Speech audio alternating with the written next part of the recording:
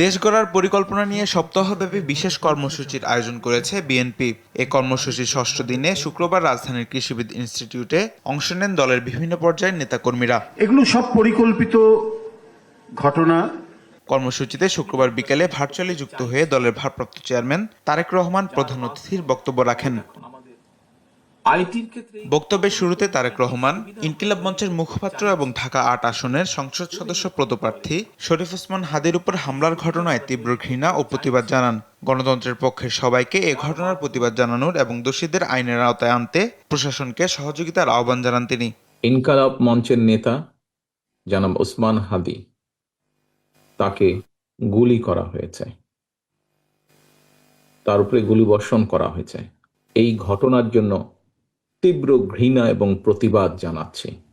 আমাদের উচিত হবে সারা বাংলাদেশে গণতন্ত্রের পক্ষে যত মানুষ আছে প্রত্যেকটি মানুষের উচিত হবে এই ঘটনার তীব্র প্রতিবাদ এবং ঘৃণা জানানো। গণতন্ত্র ও সার্বভৌমত্বের বিরুদ্ধে সব ষড়যন্ত্রকে রুখে দিতে দলমত নির্বিশেষে সবাইকে ঐক্যবদ্ধ থাকার আহ্বান জানান তারেক রহমান। দেশের মানুষ যাতে তাদের হারানো গণতান্ত্রিক অধিকার ফিরে পায় সেজন্য সবসময় সচেষ্ট থাকতে হবে বলে মন্তব্য করেন তিনি। আমাদের প্রত্যেকটি দল, প্রত্যেকটি নেতা, প্রত্যেকটি কর্মী, প্রত্যেকটি মানুষকে আজ অতীতের যে কোনো সময় থেকে সবচাইতে বেশি ঐক্যবদ্ধ হতে হবে। যারা এই দেশের স্বাধীনতাকে ধ্বংস করতে চায়, এই দেশের সার্বভৌমত্বকে ধ্বংস করে এই দেশের স্থিতিশীলতাকে ধ্বংস করতে চায়, তারা তাদের ষড়যন্ত্র যে শুরু করে দিয়েছে, আজকে ওসমান হাদির ঘটনা দিয়ে তা প্রমাণিত হয়।